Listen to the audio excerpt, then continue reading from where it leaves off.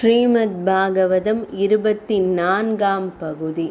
அவரை சூலத்தால் தாக்க முயன்றான். பகவானின் சக்ராயுதம் சூலத்தை தூளாக்கியது. திகைத்துப்ப இரண்யாட்சன் மாயப் போரில் இறங்கினான். சுற்றிலும் இருளை ஏற்படுத்தி பெரும் காற்றை உண்டாக்கி கல்மழை பொழியச் செய்து வராகத்தை எதிர்த்தான். திருமால் தனது சுதர்சன சக்கரத்தால் அவனுடைய மாயைகள் அனைத்தையும் அறுத்தெறிந்தார். இறுதியாக இரண்யாட்சனின் செவியின் கீழ் ஓங்கி அறைந்தார். அடியின் வேகம் தாங்காமல் இரத்தம் கக்கியபடி விழுந்து இறந்து போனான் இரண்யாட்சன்.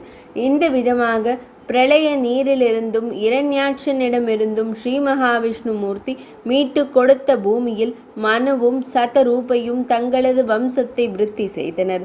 பிரம்மதேவரும் மீண்டும் சிருஷ்டியில் ஈடுபடத் தொடங்கினார். இம்முறை அவரது அங்கங்களிலிருந்து 13 ரிஷிகள் தோன்றினார்கள்.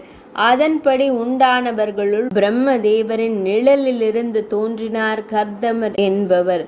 ஸ்வாயம்புவ மனு தனது 3 பெண்களில் தேவஹூதி என்பவளை கர்தம முனிவருக்கு திருமணம் செய்து கொடுத்தார். மற்றொரு மகளான ஆஹூதியை ருச்சி பிரஜாபதிக்கும், பிரசூதி என்பவளை தட்சனுக்கும் திருமணம் செய்து கொடுத்தார் பிரம்மதேவர். பிரசூதியை திருமணம் செய்து கொண்ட தட்சனுக்கு 11 பெண்கள் பிறந்தனர். அத்தனை பெண்களையும் தகுதியானவர்களுக்கு திருமணம் செய்து தந்த தட்சன் தனது கடைசி பெண்ணான சதி என்கிற தாட்சாயணியை சிவபெருமானுக்கு மனைவியாக்கினான். அதன் மூலம் அழிக்கும் கடவுளான சிவபெருமானுக்கு மாமனாராகி பெரும் பெருமை அடைந்தான். ஆனால் இதே தட்சன்தான் பின்னாளில் சிவபெருமானுக்கு எதிரியாகவும் மாறிப்போனான். தன்னுடைய மகளின் மரணத்திற்கு காரணமும் ஆனான். 24ஆம் பகுதி நிறைவடைந்தது.